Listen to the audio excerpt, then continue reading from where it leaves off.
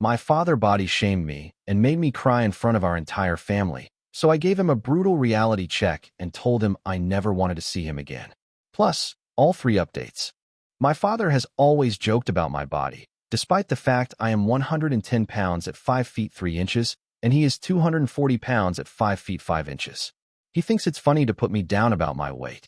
When I first introduced my boyfriend to him, he said aloud he's surprised anyone would date me. The worst part is he knows how much it has affected me in the past. When I was a senior in high school, I confided in my school's counselor about it, but she laughed in my face. She said I was delusional, and if I have self-image issues, I need to be put in a ward. This brings us to yesterday.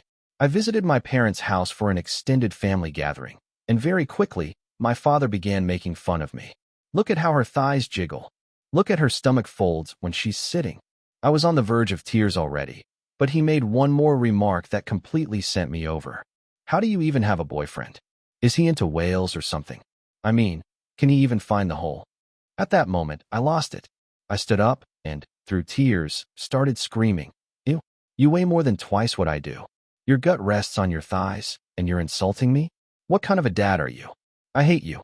He looked around stunned, with his mouth agape, then finally responded with, excuse me? I am your father. You will respect me. If not for me, you wouldn't be alive right now. I was crying by this point and asked him what he gets out of humiliating his own daughter in front of people. Instead of taking any form of accountability, he just brushed me off. He told me he was only joking and I need to stop being so serious, that I can't help my body turned out the way it did. He then once again told me to stop being dramatic and accept that it's a joke. I ended up leaving the house right away. I drove home with tears streaming down my face. By the time I got back to the apartment, my boyfriend could tell right away that something was wrong. He asked me what happened, and I just broke down. I told him everything. How my father had humiliated me in front of the whole family, how he kept making fun of my weight, and how he said that disgusting thing about him being into whales. My boyfriend's face turned red with anger as I kept talking, and I could see his fists clenching. I've never seen him so furious.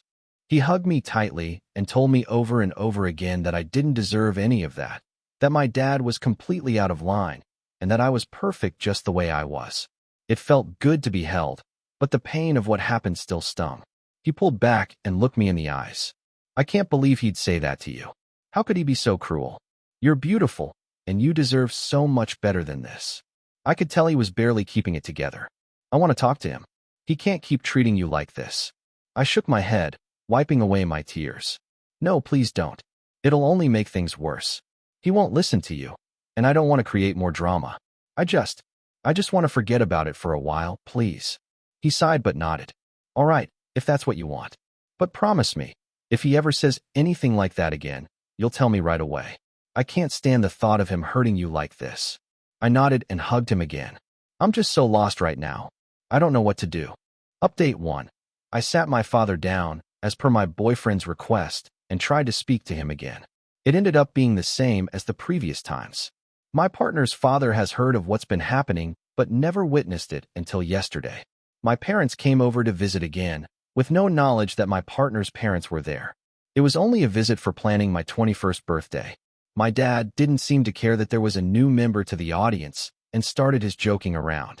I was wearing a pair of tights, which some of you know as leggings, as my sweats were dirty.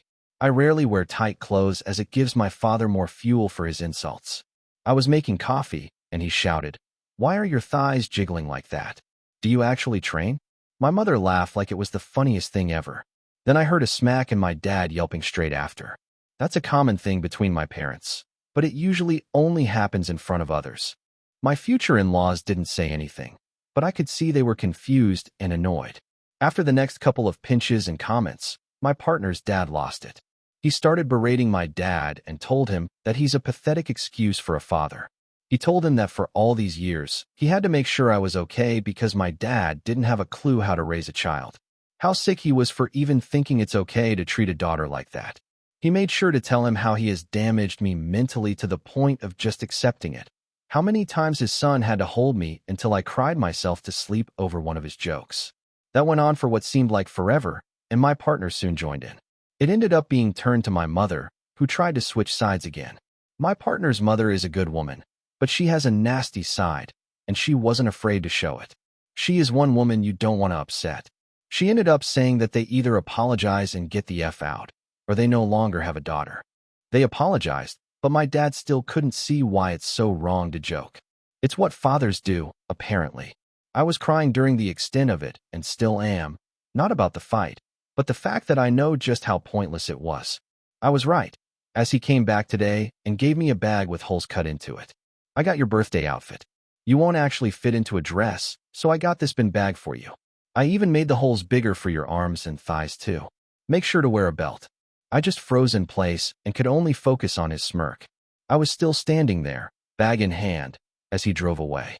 Later on today, I got a message from him related to my writing and art that he found. He started mocking that too. He commented on how I wish I could be as perfect as the characters I come up with. I use writing and drawing as a way to cope, and he is right. I do wish I could be that perfect, that confident, normal. But I'm not. I'm a screw-up. He made that clear. He made sure to let me know that I will never be as good, that I don't have the gene that's been passed down through generations. Update 2. I made my dad a gift basket with a note since he loves to read what I write so much and won't bother listening in person. This is what I wrote to him. Dear Dad, since you like my writing so much, I decided to take the time and spell this out for you. This basket contains many options to help you. I've noticed your body has lost its good shape and is honestly just not pleasing to look at. So I have included many workout pamphlets and personal trainer contacts to help you with that. One in particular will surely help you with that stomach of yours. I can only imagine your frustration having a daughter that is fitter than her father.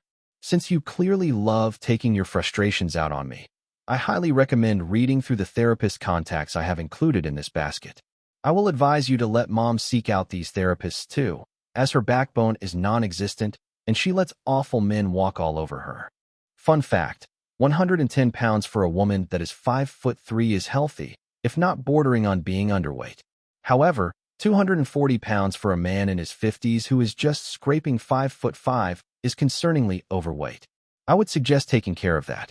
I would hate for someone to start mocking you about it. It is very unpleasant. Now, all pleasantries aside, this will be the last time you hear from me. This will be the last time I call you Mom and Dad. Since I have all of my documents, I no longer need to converse with you. Your names have been taken off the guest list for my 21st that you so graciously refused to help pay for. If you do show up, I will have police escort you off the premises. If you show up at my new house or merely follow me to the store, it will result in the police being called. If you continue this behavior, I will file a restraining order against both of you. If you would like a reason for this, you will have to find it yourself.